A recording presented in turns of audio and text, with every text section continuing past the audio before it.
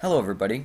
Today I'm going to help you to determine what type of sentence you are dealing with.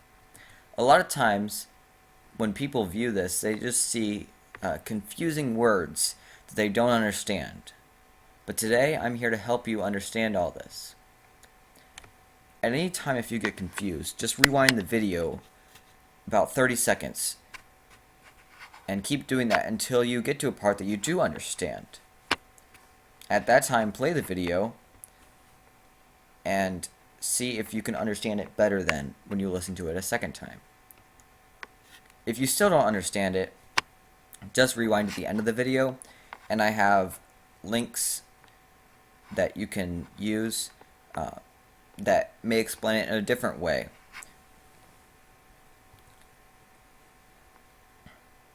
So first, I'm going to tell you the basic definitions that you need to know in order to figure out if you're dealing with a simple sentence, a compound sentence, a complex sentence, or a compound complex sentence. Every sentence is made up of clauses. A clause is a group of words that has a subject and a predicate, better known as a verb. A good example of this would be Colin, which is me, runs. A clause can also have other words in it, but this is just the basic structure of it. A dependent clause is a special type of clause that cannot stand alone as a sentence because it does not express a complete thought. This can also be known as a subordinate clause. An example of this would be when Colin ran. It sort of leaves you at a cliffhanger. This cannot be used as a sentence. You can usually figure out that you're dealing with a dependent clause when there is a marker word, such as when. From the Purdue Online Writing Lab website, they provided a list of common words that can be identifiers that you're dealing with a dependent clause. This includes after, although, as if, because, before, even if, even though, if, in order to, since, though, unless, until, whatever, when, whenever, whether, and while.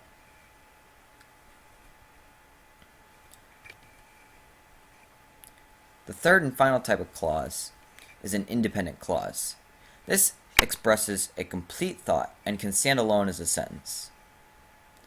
I'm going to go back to our original example of Colin runs.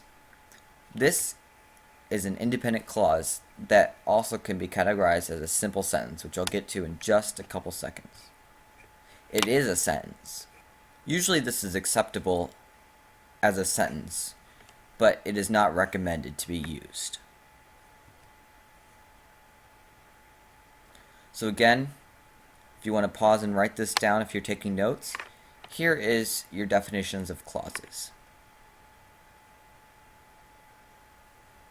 Now I'm going to move on to how you can combine these clauses to form sentences. So the type of sentences are simple sentences, compound sentences, complex sentences, and compound complex sentences. First, I'm going to start with a simple sentence. A simple sentence is made up of no dependent clauses and one independent clause. Again, an example of this would be the Colin runs.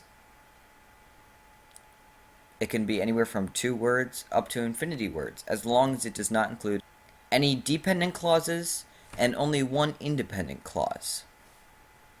Again, that's a simple sentence. The next type of sentence is a complex sentence. This comprises of one or more dependent clauses and one independent clause. I'll get to this, I'll go into this deeper in just a little bit. Next is a compound sentence. This has no dependent clauses and 2 or more independent clauses.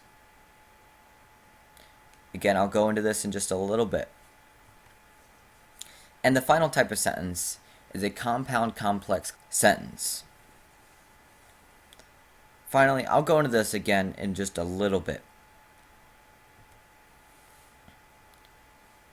Okay, so here is our complete table.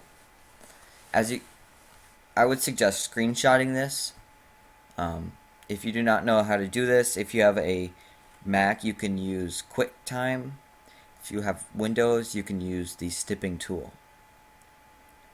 Or you can use Control Print Screen or FN Print Screen, whichever one works. It then will be on your clipboard. This is a very useful tool. I tried to color coordinate it a little bit. As you can see, both purple and orange contain red. Both this lime green and this orange contain yellow. Both this lime green and aqua contain green. And both the purple and aqua contain blue. Now we're going to practice some of these. Here, this is practicing these identification of sentences is the best way to learn them. After this, I will show you some links to where you can practice these. And again, you can also just Google identify the sentence type, and then it will definitely bring up more exercises that you can complete. So let's practice this first one. It says, Colin likes computers.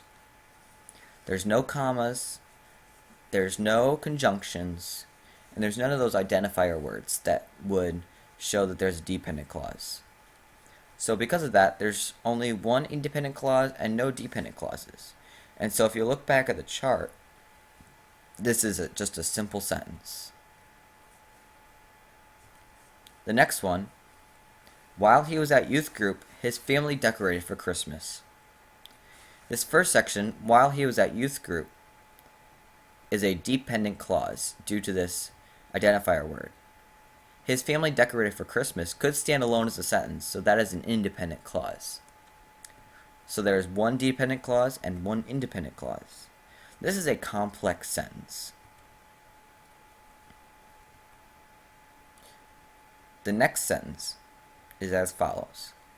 Since there is a 2-hour delay, high schoolers go to school at 9:45 and elementary students' school starts at 11.